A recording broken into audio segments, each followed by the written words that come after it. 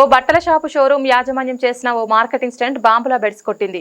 యువకుల దెబ్బకు వారికి దేవుడు కనిపించాడు. ఇంతకీ ఏం జరిగిందంటే సైదాబాద్ సింగరేణి కాలనీ ప్రధాన రోడ్డుపై ఓ బట్టల షాపు ప్రారంభమై సంవత్సరం ముగిసింది. షోరూం ప్రమోట్ చేసుకోవడానికి మార్కెటింగ్ స్టంట్ లో భాగంగా ఓ పెద్ద ఆఫర్ పెట్టాడు. కేవలం రూపాయికే డ్రెస్ అని ప్రకటించారు. రూపాయికే చీర అని తెలియగానే యువకులు పెద్ద సంఖ్యలో ఆ షాప్ దగ్గరికి వచ్చారు. పెద్ద ఎత్తున డ్రెస్ కోసం ఎగబడ్డారు. తోసుకొని మరి షాపులోకి వెళ్లడానికి ప్రయత్నించారు. అక్కడికి వచ్చిన యువకులను అదుపు చేయడం షాపు వాళ్లకు సాధ్యం కాలేదు. దీంతో పోలీసులకు ఫోన్ చేసి సమాచారం ఇచ్చారు.